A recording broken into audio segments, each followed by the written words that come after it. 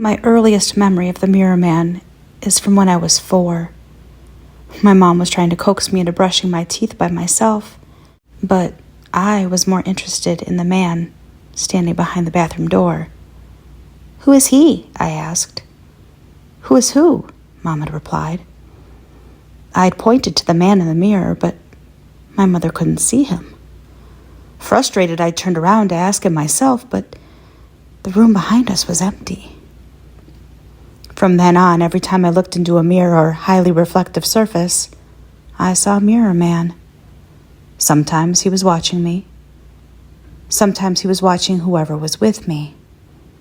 Sometimes he wasn't looking at anything in particular, just swaying from side to side. He always stood in the darkest corner of the room and seemed to gather shadows about himself like a fog.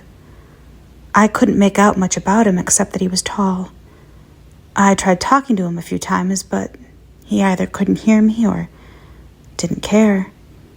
When I realized no one else could see the Mirror Man, he became my little secret, something to watch when I walked past high glass windows, or to catch glimpses of when I turned the back of my spoon to exactly the right angle.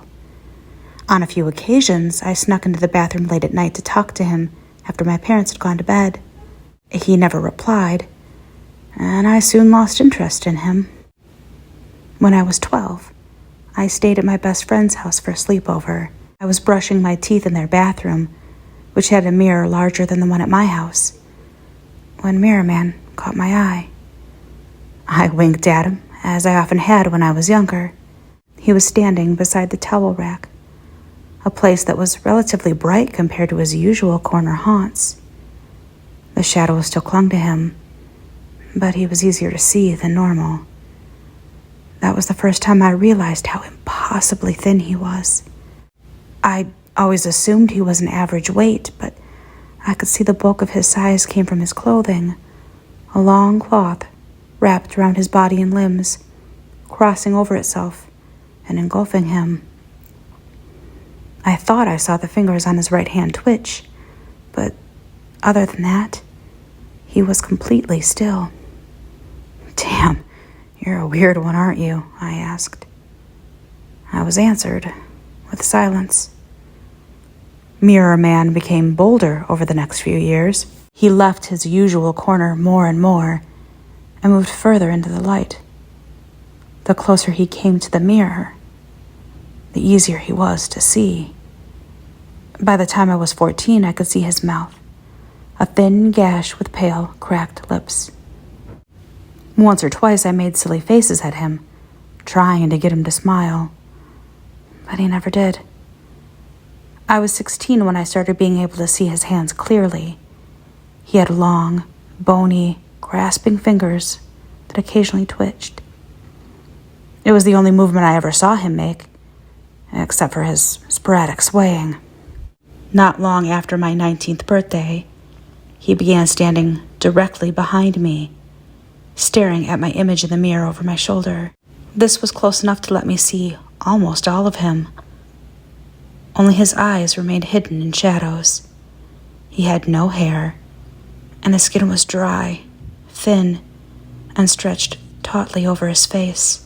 There were such sharp indents below his cheekbones that it looked as if someone had stitched a cloth over a skull. I graduated high school and left for college. Neither I nor my roommate cared enough about our appearance to replace our broken dorm mirror, and to be honest, it was nice not to see Mirror Man hovering behind me every morning. I still caught glimpses of him in reflective glass doors and on silverware, but he was easy to ignore. I graduated with good scores and a degree in IT. The industry was booming at the time, and I received a job offer from a startup a week after graduation. Even though the startup failed after 6 months, I made connections through it and managed to get a job at SOUNDCLOUD as their IT manager.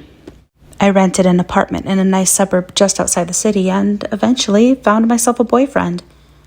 He moved in after a year of dating, and that's when things went wrong. Isaac liked to think of himself as a handyman, and started renovating our apartment not long after moving in. One of the first things he added was a large wall mirror to the bathroom. "We don't need a mirror that big," I said when I saw it. Excuse you, but yes, we do." He pecked me on the nose as he strode by, and that was the end of the discussion.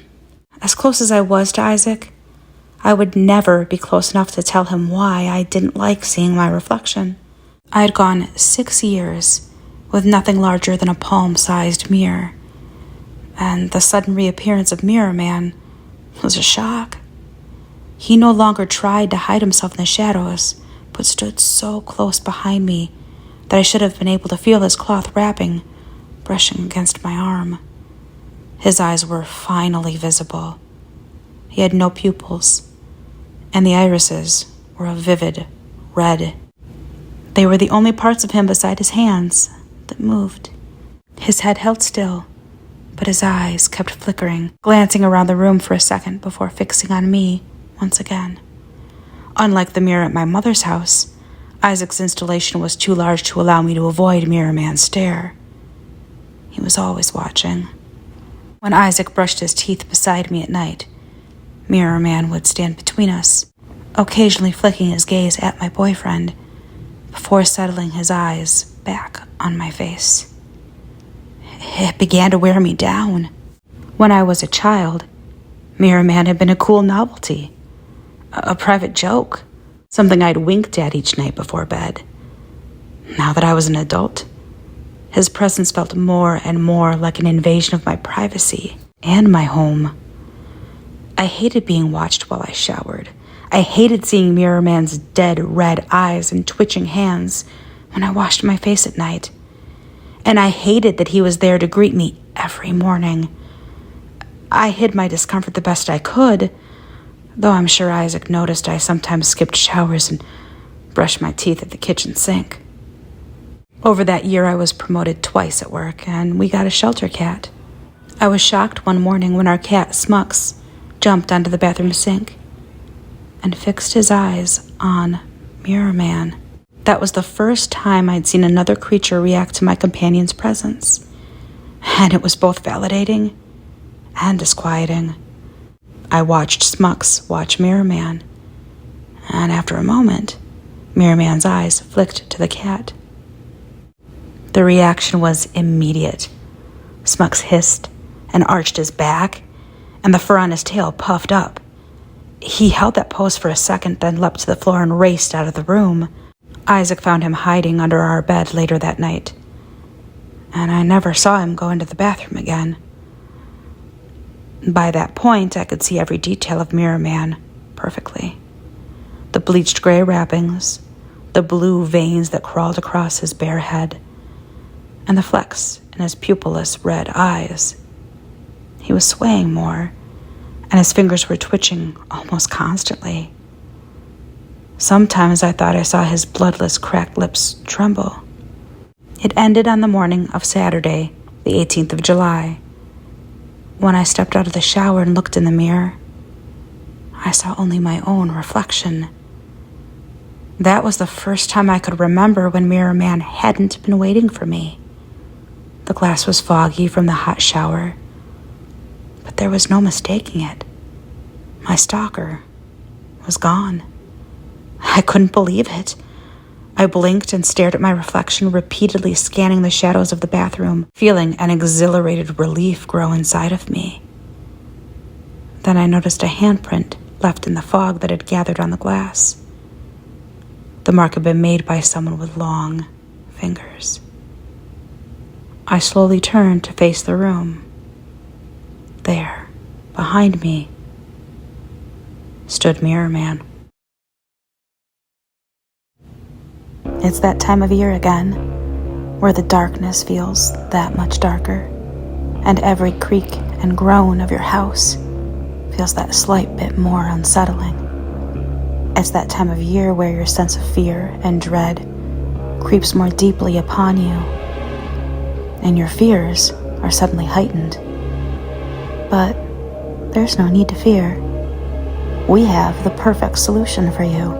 Spooktober 2024 is once again sponsored by VENATOS. As you all know by now, VENATOS offers the topmost quality in gaming equipment. And with their top-rated customer service, you won't have any buyer's remorse nightmares, even if you live on Elm Street. You can avoid the terror of added fees because VENATOS ships free to the United States, Canada, and hell. Well, Hell, Michigan, that is. What are you waiting for? Go to VENATOS.com today. Still scared? How about you use code PRESSSTARTMOM at checkout and save an additional 10% off your order? That should keep the monsters at bay. For now.